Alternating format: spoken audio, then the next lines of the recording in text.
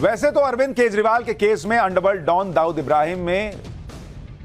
इब्राहिम से कोई दूर दूर तक नाता नहीं है इस केस का। केजरीवाल शराब घोटाले के आरोप में तिहाड़ जेल में बंद है। दाऊद इब्राहिम भारत का मोस्ट वांटेड आतंकवादी है। दोनों का दूर दूर तक कोई कनेक्शन नहीं है। लेकिन आज दिल्ली हाईकोर्ट ने केजरीवाल के एक मामले में ऐसी टिप्पणी कर दी कि अचानक दाऊद इब्राहिम का नाम आ गया और इसे सुनकर आज हर कोई चौंक गया। दरअसल आज दिल्ली हाईकोर्ट में एक याचिका लगाई गई जिसमें कहा गया कि जेल में बंद अरविंद केजरीवाल को वीडियो कॉन्फ्रेंसिंग के जरिए चुनाव प्रचार करने की परमिशन दे दी जाए ताकि वोटर तक उनकी पार्टी की विचारधारा के बारे में बताया जा सके। इसी पर हाईकोर्ट ने कह दिया कि अच्छा, अगर ऐसे परमिशन दे दी जाए तो कल को दाऊद इब्राहिम भी चुनाव लड़ेगा और वीडियो कॉन्फ्रेंसिंग के जरिए प्रचार भी करेगा। यह टिप्पणी कर दी हाईकोर्ट ने कि भैया अगर अरविंद केजरीवाल जेल में बैठ के प्रचार करेंगे वीडियो कॉन्फ्रेंसिंग से तो कल को दाऊद इब्राहिम भी करेगा, चुनाव लड़ेगा, कहेगा हमको भी करना है। हैरानी की बात यह है कि केजरीवाल के लिए याचिका लगाने वाला शख्स एक लॉ स्टूडेंट है और इसने अपनी याचिका में यह मांग की थी कि इलेक्शन कमीशन को ऐसा सिस्टम बनाना चाहिए ताकि गिरफ्तार नेताओं को जब तक दोषी नहीं ठहराया जाता तब तक उन्हें वीडियो कॉन्फ्रेंसिंग के जरिए प्रचार करने की परमिशन मिल सके। अरे भाई, अकेले चुनाव प्रचार ही क्यों? फिर तो जेल में बंद नेताओं को बाहर घूमने, रेस्टोरेंट में डिनर करने, हॉलिडे पर विदेश यात्रा पर जाने की भी पॉलिसी बना दो। अजीब बात चल रही। इस याचिका में आगे क्या कहा गया है कि केजरीवाल की गिरफ्तारी की वजह से वोटर को आम आदमी पार्टी की विचारधारा और योजनाओं के बारे में जानकारी देने का अधिकार कम हो गया है।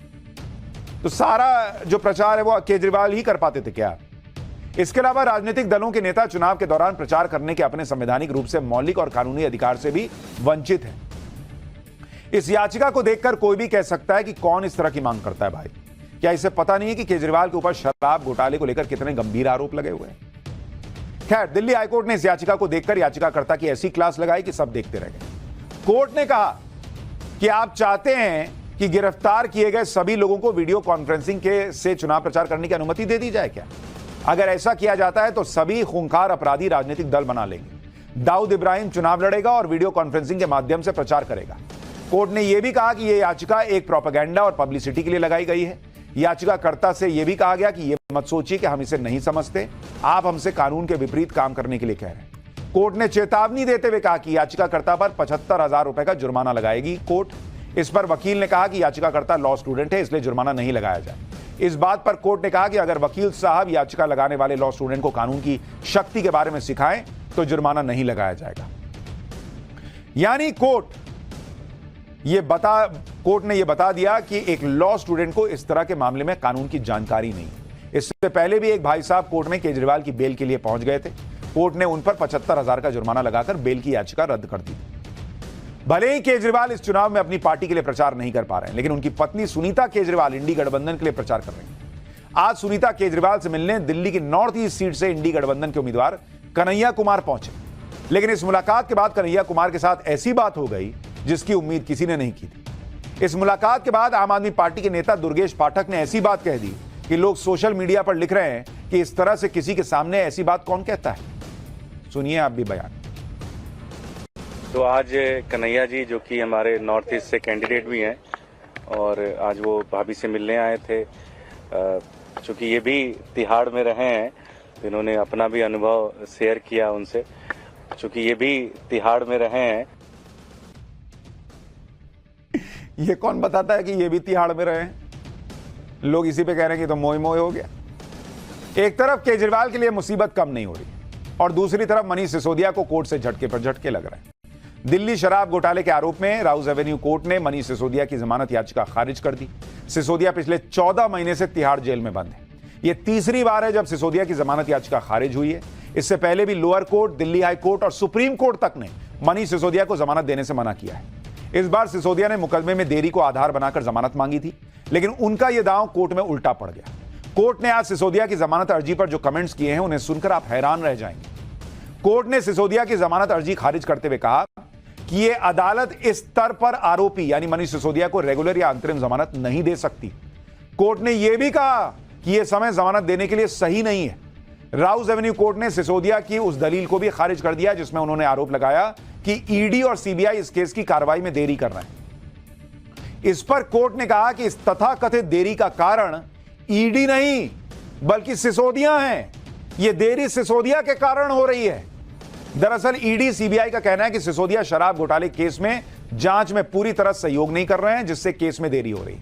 इसके अलावा कोर्ट ने यह भी कहा कि सिसोदिया और दूसरे आरोपियों ने इस केस में देरी लाने के लिए बहुत सारी एप्लीकेशन लगाई, जिनमें से कई एप्लीकेशन झूठी हैं। दरअसल कोर्ट में इस तरह की एप्लीकेशन लगाकर कोर्ट का टाइम खराब होता है और इन्वेस्टिगेशन में देरी होती है। और अब तो कोर्ट भी कह रहा है कि देरी सिसोदिया की वजह से हो रही है। तब तो सवाल उठेंगे कि क्या सिसोदिया खुद चाहते हैं कि देरी हो ताकि उन्हें बेल मिले, या वो जानते हैं कि भाई उनको अगर मामला कोर्ट में चला गया, सुनवाई शुरू हो गई तो दिक्कतें बढ़ जाएंगी, इसलिए देरी कर रहे हैं। कई सवाल हैं। आज मनीष सिसोदिया ने बेल के लिए अपनी पत्नी की बीमारी का हवाला भी दिया, लेकिन कोर्ट ने इस दलील को भी खारिज कर दिया। सिसोदिया की तरफ से कहा गया कि पत्नी के स्वास्थ्य की स्थिति के कारण उन्हें जमानत पर रिहा किया जाना चाहिए। इसमें आगे कहा गया कि परिवार में पत्नी की देखभाल के लिए उनके अलावा कोई नहीं है। हालांकि कोर्ट ने यह बात नहीं मानी, क्योंकि सिसोदिया का एक बेटा है जो उनकी पत्नी की देखभाल कर सकता है। इसके अलावा कोर्ट ने सिसोदिया की पत्नी के मेडिकल रिकॉर्ड भी देखे, जिन्हें देखने के बाद कोर्ट ने कहा कि सिसोदिया की पत्नी लंबे समय से बीमारियों से पीड़ित रही हैं और उनका जरूरी इलाज चल रहा है, इसलिए सिसोदिया को जमानत देने की कोई तत्काल जरूरत नहीं। इस तरह सिसोदिया की कोर्ट में केस में देरी और पत्नी की सेहत वाली दोनों दलीलें काम नहीं आ पाई, यानी एक बार फिर झटके पर झटका। पाठशाला में अब अगली क्लास। अमेठी रायबरेली पर कांग्रेस किसे उतारेगी, क्या खबर आ रही है? कांग्रेस का कौन सा बड़ा नेता मंच से बीजेपी को वोट देने के लिए कह रहा है? भाई, मोदी योगी की जोड़ी बंगाल में गजब का खेला कर रही है, यानी चुनाव की हर बड़ी खबर का कंप्लीट चैप्टर।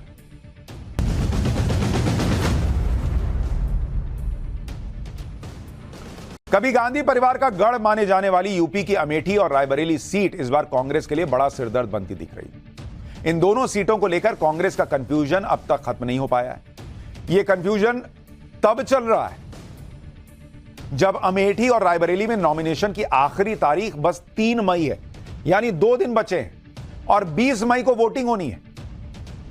नॉमिनेशन की आखिरी तारीख सामने खड़ी है और कांग्रेस ने अमेठी और रायबरेली, जो गढ़ है गांधी परिवार का, सो कॉल्ड गढ़, क्योंकि अमेठी तो हार गए और रायबरेली अभी गढ़ है, वहां ये लोग कैंडिडेट नहीं उतार पा रहे। बस सुनने में यही आ रहा है कि राहुल आ रहे हैं, बस आने वाले हैं, अभी आने वाले हैं, बस अब आ ही गए, राहुल लड़ने वाले हैं। सुन ही रहे हैं, कब घोषणा होगी, कब होगा पता नहीं।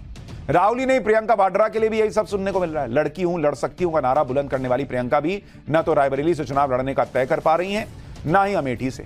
हालांकि अब कांग्रेस के नेता कह रहे हैं कि अगले 24 घंटे में अमेठी और रायबरेली के पर कैंडिडेट का ऐलान हो जाएगा। सुनिए कांग्रेस के कंफ्यूजन पर जयराम रमेश ने क्या कहा है, फिर आपको अमेठी और रायबरेली सीट पर कांग्रेस के कंफ्यूजन की पूरी टाइमलाइन दिखाऊंगा। कांग्रेस सेंट्रल इलेक्शन कमेटी ने कांग्रेस अध्यक्ष जी को पूरा अधिकार सौंपा है कि वो जल्द से जल्द अमेठी और रायबरेली के जो कांग्रेस पार्टी के उम्मीदवार हैं उसकी घोषणा करें। मेरा ये मानना है कि अगले 24 घंटे के अंदर कांग्रेस अध्यक्ष इसकी घोषणा करें। हालांकि अमेठी और रायबरेली सीट पर चल रही अटकलों के बीच आज सोनिया गांधी के सांसद प्रतिनिधि किशोरी लाल शर्मा अमेठी पहुंचे। बताया जा रहा है कि दिल्ली से मिले आदेश के बाद किशोरी लाल शर्मा अमेठी गए, जहां उन्होंने गौरीगंज के कांग्रेस दफ्तर में पार्टी पदाधिकारियों के साथ बैठक की। मुलाकात और बैठकों के दौर के बीच कांग्रेस के पूर्व एमएलसी दीपक सिंह ने बड़ा बयान दे दिया। दीपक सिंह ने अमेठी सीट से राहुल गांधी का नॉमिनेशन होने के संकेत दिए। दीपक सिंह को सुनिए, फिर बताऊंगा अमेठी से राहुल या प्रियंका के चुनाव लड़ने की अटकलों पर स्मृति ईरानी क्या कह रही हैं। पूरी अमेठी इंतजार कर रही है और जो अमेठी इंतजार कर रही है पूरी अमेठी को, और मुझे खुद भरोसा है वही नामांकन करेंगे, राहुल गांधी करेंगे। जिसका पूरी अमेठी इंतजार कर रही है, भाजपाई से लेकर सपाई तक, कांग्रेसी से लेकर हर वर्ग के, चाहे शिक्षक हो, बेरोजगार हो, नौजवान हो, किसान हो, भाजपा सरकार से पीड़ित व्यक्ति हो, चाहे भाजपा में क्यों हो, सब के सब गांधी परिवार का इंतजार कर रहे हैं। हम सब गांधी परिवार का इंतजार कर रहे हैं, लेकिन गांधी परिवार किस मुहूर्त का इंतजार कर रहा है कैंडिडेट का नाम अनाउंस करने के लिए? भाई, अमेठी और रायबरेली सीट को लेकर कांग्रेस कितने भयंकर कंफ्यूजन में है, इसके लिए कांग्रेस के कंफ्यूजन की टाइमलाइन को समझना चाहिए। 21 फरवरी को लखनऊ में कांग्रेस और समाजवादी पार्टी के अलायंस की घोषणा हुई। इसमें अमेठी और रायबरेली समेत यूपी की 17 सीटें कांग्रेस को मिल गई। 10 मार्च को स्क्रीनिंग कमेटी की बैठक में यूपी की सीटों पर चर्चा हुई। इसमें अमेठी और रायबरेली सीट पर प्रस्ताव तैयार हुआ। 27 मार्च को सीईसी यानी सेंट्रल इलेक्शन कमेटी की बैठक में यूपी कांग्रेस अध्यक्ष अजय राय ने बताया कि राज्य कमेटी ने अमेठी से राहुल गांधी और रायबरेली से प्रियंका वाड्रा के चुनाव लड़ने का प्रस्ताव पास किया।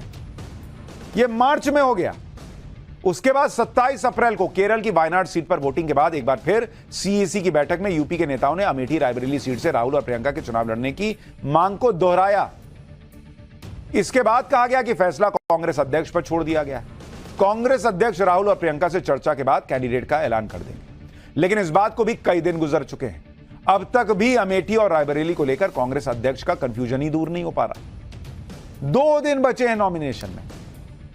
बॉस, बात सिर्फ नॉमिनेशन में देरी की नहीं है, बात मैसेजिंग की भी है। आपका कार्यकर्ता जो नीचे खड़ा है वो क्या सोच रहा है कि मेरे नेताओं में ही कॉन्फिडेंस नहीं है कि वो अपने सो कॉल्ड गढ़ में लड़ पाए, तो हम क्या यूपी में लड़ेंगे।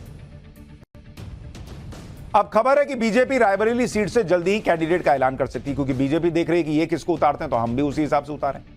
बीजेपी की खेमे से जिन्हें टिकट मिलने की चर्चा है उनमें रायबरेली सदर सीट से बीजेपी विधायक अदिति सिंह का भी नाम चल रहा है। योगी सरकार में डिप्टी सीएम ब्रिजेश पाठक का नाम चल रहा है। पिछली बार रायबरेली से बीजेपी कैंडिडेट और योगी सरकार में मंत्री दिनेश प्रताप सिंह का भी नाम चल रहा है। इसके अलावा समाजवादी पार्टी के बागी विधायक मनोज पांडे का भी नाम लिस्ट में है। यह भी हो सकता है कि बीजेपी रायबरेली में कोई और बड़ा सरप्राइज भी दे दे।